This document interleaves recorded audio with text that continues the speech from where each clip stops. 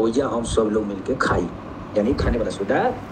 Question number 19 कहता है कि धाबा रहित तो लोहा बनाने के लिए लोहे के साथ प्रयुक्त होने वाले महत्वपूर्ण धातु तत्व निम्नलिखित में से कौन सा है? Option D chromium. धाबा रहित बहुत नहीं समझ पा रहे कि ऐसा लोहा जिसमें कभी भी जंग ना लगे, चमचमाता रहे, तो उस लोहे को हम लोग स्टेनलेस स्टील कहते और उसी में क्रोमियम मिला देते, थोड़ा सा एल्युमिनियम मिला देते, थोड़ा सा जास्ता तो हो जाता स्टेनलेस स्टील, इसी को कहता है। क्वेश्चन नंबर 20 कहता है कि सोडियम क्लोराइड में उपस्थित कौन सी अशुद्धता नमी सोखती है? सोडियम क्लोराइड में क्या चीज उपस्थित रहता है कि उसमें अशुद्धता जो है नमी सोख लेती? तो मैग्नीशियम क्लोराइड। मैग्नीशियम क्लोराइड का फार्मूला Mg2Cl2 होता है और मैग्नीशियम क्लोराइड का उपयोग ज्यादातर इंडस्ट्रियल एरिया में हम लोग करते हैं, इस चीज को भी ध्यान रखेंगे। क्वेश्चन नंबर 21 क्वेश्चन नंबर 21 कहता है कि एक घोल किसका कोलाइडी विलयन होता? एक घोल किसका कोलाइडी विलयन होता?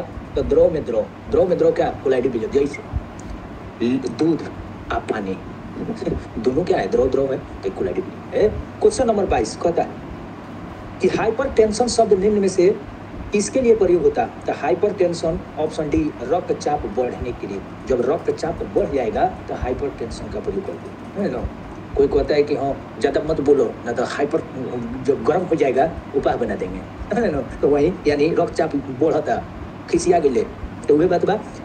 उसको हम लोग अगर रक्तचाप मापना हो कि घट रहा है कि बढ़ रहा है, तो इसका उपयोग हम लोग एस्फाइगोनोमेनोमीटर, बहुत बड़ा नाम है एस्फाइगोनोमीटर आगे क्वेश्चन नंबर 23 अल्जाइमर रोग से मानव शरीर का कौन सा भाग अंग प्रभावित होता है? मतलब अल्जाइमर रोग अगर हो जाए तो मानव का कौन सा अंग प्रभावित होगा? ऑप्शन सी मस्तिष्क, समझ रहे ना। ब्रेन प्रभावित होता है अल्जाइमर रोग से। इसमें होता क्या है आखिर? व्हाट इज अल्जाइमर रोग? तो देखिए मस्तिष्क में प्रोटीन का हादसा मने ना होला, अनबैलेंस रूप से वृद्धि हो जाना ही अल्जाइमर रोग हो जाएगा और दुनिया में इसका इलाज नहीं, समझ रहे ना। अपने बाबूजी को नहीं पहचानेगा कि कौन है हमारे बाबूजी, हैं यही है हमारा भाई है, अच्छा भाई है इस तरह से रोग हो जाता है, समझ रहे ना। तो इस सबसे भगवान न करे किसी को। क्वेश्चन नंबर 24 मानव मस्तिष्क का कौन सा अंग निगलने और उगलने का नियामक केंद्र है? समझ ना, यानी भूमेटिंग ना, भूमेटिंग वाला कह रहा है कि कौन सा इसका नियामक केंद्र है, कंट्रोल है। कंट्रोल किसके पास है? तो मेडुला ऑब्लंगेटा, मेडुला ऑब्लंगेटा का है और मेडुला ऑब्लंगेटा हम मस्तिष्क के पीछे होता, इस चीज को भी ध्यान रखेंगे। क्वेश्चन नंबर 25 जोड़ पर यूरिक एसिड क्रिस्टलों का एकत्रित हो जाना क्या कह रहा था? तो जोड़ पर जब यूरिक एसिड जो है क्रिस्टलों का एकत्रित हो जाए, माने इकट्ठा हो जाए, जमा हो जाए, तो ऑप्शन ए गठिया रोग हो जाएगा, जोड़ों का दर्द गठिया। क्वेश्चन नंबर 26 कहता है कि रक्त में श्वेत कणों का मुख्य प्रयोजन क्या है? माने रक्त में श्वेत कण कौन सी? WBC, जिसको ल्यूकोसाइट के नाम से जानते हैं। उसका काम क्या है? संक्रमण से संघर्ष करना, यानी प्रतिरोधक क्षमता ज्यादा होता है तो वही न लड़ता है। कोई वायरस आया उससे लड़ेगा, कोरोना आया तो लड़ेगा ना। आगे क्वेश्चन नंबर 27 कहता है कि निम्न में से कौन सा मालवेसी कुल का पौधा नहीं है? मालवेसी कुल का पौधा नहीं है तो कपास, भिंडी, गुड़हल का ये सब है, लेकिन सरसों किस कुल का है? तो कुर्सी फेरी, और सरसों को द्विबीजपत्री बोला जाता है, समझ रहे? बहुत इंपॉर्टेंट क्वेश्चन है द्विबीजपत्री। तो कुर्सी फेरी का ये उदाहरण है, और कभी कभी कुर्सी फेरा भी ले लेता है तो सरसों, यानी 27 का ऑप्शन करेंगे तो सरसों राइट आंसर। क्वेश्चन नंबर 28 कहता है कि निम्नलिखित में से लोदी राजवंश के संस्थापक कौन था?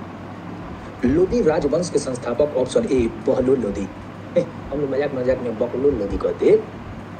इसका लोदी वंश का जो टेन्योर की बात करेंगे तो 1451 से 1526, यानी 1451 से 1826 तक था। और वहीं इब्राहिम लोदी, जो कि पानीपत का प्रथम लड़ाई हुआ बाबर और इब्राहिम लोदी के बीच, बाबर का जीत हुआ और दिल्ली सल्तनत का सुखड़ा साफ हुआ।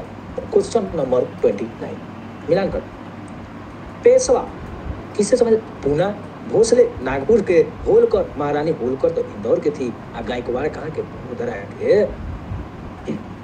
ऑप्शन की बात करेंगे तो option 1, 3, 4, 1, 2 right answer. Question number 30 कहता है कि मध्ययुगीन महाकाव्य पद्मावत किसके द्वारा लिखा गया था? ऑप्शन सी मलिक मोहम्मद जायसी, और ये मलिक मोहम्मद जायसी शेर शाह के शासनकाल में पद्मावत का लिख खत्म कर दिए और इस टाइम मूवी आया था। मैं दीवानी हो गई मशहूर मेरे इश्क की रवानी। लिरिक्स क्या लेने रहा है? अभी 31 कहता है कि दिल्ली में हुमायूं का मकबरा किसने बनवाया? दिल्ली में हुमायूं का मकबरा किसने बनवाया? तो ऑप्शन डी हाजी बेगम। हाजी बेगम ने दिल्ली में हुमायूं का मकबरा बनवाया। ध्यान रखेंगे। क्वेश्चन नंबर 32, विजयनगर राजाओं ने निम्नलिखित में से किस देवता के नाम पर शासन किया? तो विजयनगर के जो भी राजा था किस देवता के नाम पर शासन किया? तो विरूपाक्ष देवता। और विरूपाक्ष मंदिर भी कर्नाटक में बहुत सारा है, एमपी में है। और विरूपाक्ष मंदिर भगवान शिव को समर्पित। आप लोग देखे होंगे कि हम लोग में इधर जो है उत्तर भारत में, खासकर पश्चिम बंगाल साइड वगैरह में दुर्गा जी, काली जी, सरस्वती जी, लक्ष्मी जी ज़्यादा प्रचलित हैं। उधर साउथ में जब जाएंगे, केरला, तमिलनाडु, कर्नाटक, आंध्रा में, तो उधर जो है भगवान शिव और विष्णु, चूंकि नैनार और अलवार वहीं न थे, इसलिए। क्वेश्चन नंबर 33 कहता है कि विदेशी यात्री डाइमेकस निम्नलिखित में से किसके दरबार में आया था? डाइमेकस कह दे तो बिंदुसार ऑप्शन सी को मानेंगे, जबकि डायनोसियस कह दे तो अशोक के कारण। ठीक है। और बिंबिसार के समय में तो बहुत महत्वपूर्ण क्वेश्चन, जहाँ से क्वेश्चन तो वो पूछता है कि बिंबिसार को, यानी हरित वंश के संस्थापक, ऑप्शन बी वाला, उसको क्या कहते हैं? तो श्रेणी के नाम से जानते, उपनाम था। और इसी काल में जीवक थे, चिकित्सक जीवक। आगे क्वेश्चन नंबर 34 कहता है कि गुप्त काल में सर्वाधिक महत्वपूर्ण व्यापारिक केंद्र कहाँ था? तो गुप्त काल में सबसे प्रसिद्ध जो था, महत्वपूर्ण व्यापारिक केंद्र जो था, वो था उज्जैन, ऑप्शन ए। और वहीं उज्जैन जो क्षिप्रा नदी के किनारे है, और वहाँ महाकाल मंदिर, इस चीज को भी ध्यान रखेंगे। क्वेश्चन नंबर 35, एलोरा का प्रसिद्ध कैलाश मंदिर का निर्माण किस शासक ने करवाया? कृष्ण प्रथम। कृष्ण प्रथम ने ये एलोरा का निर्माण करवाया, इस चीज को भी ध्यान रखेंगे। हालांकि कृष्ण प्रथम ये राष्ट्रकूट वंशों ने करवाया था। एलोरा का निर्माण किसने करवाया? राष्ट्रकूट वंशों ने। राष्ट्रकूट वंशों को कृष्ण प्रथम। क्वेश्चन नंबर 36 का था कि भारत का व्यापारिक संबंध सबसे पहले किस यूरोपीय देश से स्थापित हुए? सबसे पहले व्यापारिक संबंध पुर्तगाल से। वास्को डी गामा 1498 में कालीकट, या अभी कोझिकोड हो गया है, वही ना आया था केरल में, जेमोरिन स्वागत किए थे। तो पुर्तगाल 36 के ए राइट आंसर। क्वेश्चन नंबर 37, निम्नलिखित में से भारत का प्रथम वायसराय कौन था? तो option D Lord Canning. Bharat शासन अधिनियम 1858 के तहत लॉर्ड केनिंग भारत का प्रथम वायसराय बना, जबकि इसका टेन्योर 1856 से 62 है। लेकिन ये 2 साल के दौरान, क्योंकि 56 में ही बन गए थे, तो 56 से 58 जो है भारत के गवर्नर जनरल रहे थे। इसीलिए कहा जाता कि भारत का अंतिम गवर्नर जनरल कौन है? तो लॉर्ड केनिंग। और प्रथम वायसराय लॉर्ड केनिंग है, जो कि 56 से 62 इनका कार्यकाल था। 56 से 58 तक तो भारत के गवर्नर जनरल थे, 58 में क्या थे? वायसराय थे। क्वेश्चन नंबर 38 कहता है कि फ्रांसीसी दक्कन में शक्ति स्थापित करने में क्यों असफल रही? फ्रांसीसी जो दक्कन साइड था, शक्ति स्थापित करने में क्यों रही असफल रही, मैंने क्यों कमजोर हो गई? तो ऑप्शन बी, अंग्रेजों की फौज शक्तिशाली थी। अंग्रेज की फौज कौमे था, लेकिन शक्तिशाली था, निपुण था, एकदम ना होला कि संख्या कौमे बा लेकिन प्रशिक्षित बड़े सौ। क्वेश्चन नंबर 39, स्वराज मेरा जन्म से अधिकार है, मैं इसे लेकर रहूंगा, तिलक ने इस कथन कांग्रेस के किस अधिवेशन में व्यक्त किया था? तो ऑप्शन डी, लखनऊ अधिवेशन 1916 में। 1916 में स्वराज मेरा जन्म से अधिकार है, मैं इसे लेकर रहूंगा, और यही तिलक ने कांग्रेस और मुस्लिम लीग के बीच समझौता किया, जबकि विरोध किसने किया? मदन मोहन मालवीय। इस चीज को भी ध्यान रखेंगे। चंपारण सत्याग्रह जब होते रहे तो महात्मा गांधी यही रहे चंपारण सत्याग्रह, तो विरोध एनजी रंगा को रहे ना होला एगो कि हमरा रहते महात्मा गांधी तू काहे होइलो, हम नेता बनी।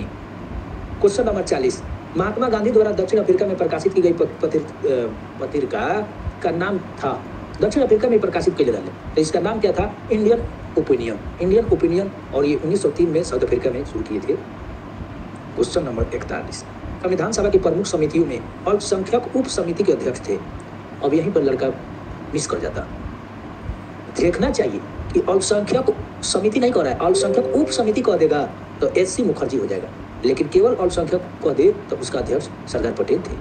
क्वेश्चन के फॉर्मेट को समझिए। हम बार बार कहते कि अगर क्वेश्चन में समझा दिया जाए, कह दिया जाए कि बहु क्वेश्चन तो ही कह रहा है, 10 नंबर क्वेश्चन में बढ़ जाएगा, समझ ना। अगर 120 का क्वेश्चन है तो इसमें जाहिर सी बात है 7-8 क्वेश्चन बढ़ जाएगा कि क्वेश्चन तो ही ना कह रहा है, तो कोई पीछे से आपको ठोकने वाला रहेगा तब ना। आए क्वेश्चन नंबर 42, मिलान करने वाला। नागरिकता तो भाग 2 में है, तो ये पंचायत भाग 9 में, राजभाषा भाग 17 में, सरकारी सहकारी समितियाँ तो कोऑपरेटिव जो कमेटी वगैरह है किस में है? तो भाग 9 के ख में है। 9 के क में कौन सी? नगर पालिका। ऑप्शन की बात करेंगे तो 42 के सी राइट आंसर। क्वेश्चन नंबर 43 कहता है कि निम्नलिखित में से किस अनुच्छेद में यह वर्णित है कि कोई भी भारतीय नागरिक किसी अन्य देश से बिना राष्ट्रपति की आज्ञा से कोई उपाधि स्वीकार नहीं कर सकता? तो आर्टिकल 18 के तहत कोई भी राष्ट्रपति की आज्ञा के बिना कोई उपाधि नहीं ले सकता। और आर्टिकल 18 क्या कहता है? उपाधियों का अंत, यानी जितने भी पद्म पुरस्कार, पद्म विभूषण, पद्मश्री, पद्म भूषण, चाहे भारत रत्न, वीर चक्र, परमवीर चक्र, जो भी चक्र फक्र लिया जाता है, सारा उपाधि जो है, चाहे मोदी जी को अभी 15 को देश उनको नवाजा, भूटान हाल ही में दिया था, ग्रीस दिया, न्यू पपुआ ने दिया, बहुत सारे लोग दिए, देश दिया। तो उसमें जो है ये राष्ट्रपति के बिना अनुमति के नहीं होता। क्वेश्चन नंबर 44, मौलिक अधिकार के संबंध में निम्न में से कौन सा कथन सही नहीं है? तो ऑप्शन सी, इसका वर्णन संविधान के भाग 4 के क में किया गया है। मैं सोच रहा मौलिक कर्तव्य 4 के क में है, मौलिक अधिकार फंडामेंटल राइट 3 में, इसलिए गलत है। तो 44 कैसे हो जाएगा? 45, निम्नलिखित में से कौन सा विषय राज्य सूची के अंतर्गत नहीं आता? तो राज्य सूची के अंतर्गत नहीं आता तो ऑप्शन डी, समाचार पत्र समवर्ती सूची में, लेकिन संचार कह दे कम्युनिकेशन तो संघ सूची में, यूनियन लिस्ट में। और जब सूचा सूची हम लोग पढ़ रहे हैं तो देखिए ले कि यूनियन लिस्ट में कितना 100 हो, स्टेट में कितना 61 हो, समवर्ती सूची में कितना 9 हो। क्वेश्चन नंबर 46 कहता है इस सर्वोच्च न्यायालय में प्रयुक्त होने वाली भाषा, सुप्रीम कोर्ट में प्रयुक्त होने वाली भाषा अंग्रेजी है। Option B right answer. लेकिन इससे बढ़िया क्वेश्चन कब बन जाता जब करंट में आप पढ़ेंगे कि क्षेत्रीय भाषा में सुनवाई करने वाला पहला हाईकोर्ट कौन बन गया? केरल पहला हाईकोर्ट है भारत का जो क्षेत्रीय भाषा में सुनवाई किया।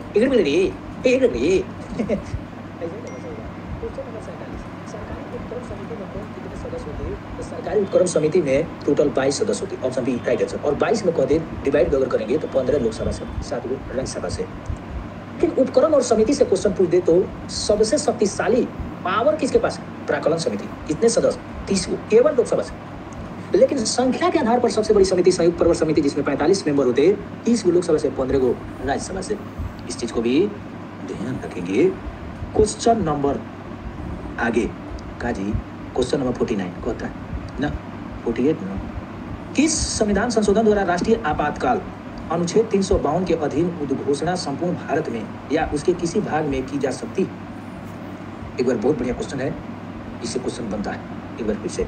किस संविधान संशोधन द्वारा राष्ट्रीय आपातकाल आर्टिकल 352 सही है के अधीन उद्घोषणा संपूर्ण भारत में या किसी भाग में की जा सकती है? तो 44वें संविधान संशोधन 1978, 44वें संविधान संशोधन में संपत्ति का अधिकार आया और ये सब चीजें भी आई कि आपातकाल जो है लागू करना होगा तो पूरे भारत में कर दिया और ना तो किसी विशेष क्षेत्र में कर दिया, जैसे मणिपुर में चाहे बिहार के कम्युनिटी में जहाँ दिक्कत हुई वहीं कर दिया जाएगा। क्वेश्चन नंबर 49 कहता है कि 1946 ईस्वी में गठित अंतरिम सरकार में डॉक्टर राजेंद्र प्रसाद ने कौन सा विभाग संभाला था जी? तो कृषि एवं खाद्य और कृषि विभाग डॉक्टर राजेंद्र प्रसाद को मिला था अंतरिम में भी, स्वतंत्रता के बाद भी, समझ गए। हालांकि उसके बाद राष्ट्रपति बन गई बेचारू। तो यही डॉक्टर राजेंद्र प्रसाद के बारे में कुछ और पूछ देता है कि संचालन समिति के अध्यक्ष डॉक्टर राजेंद्र प्रसाद, झंडा समिति के अध्यक्ष डॉक्टर राजेंद्र प्रसाद, समझे ना। और एक आध और पूछ देता है, थोड़ा ख्याल नहीं आ रहा। आगे क्वेश्चन नंबर 50, तीव्रता में समझ ना, बुलेट रेंजेस एवं सामाजिक विकास, सोशल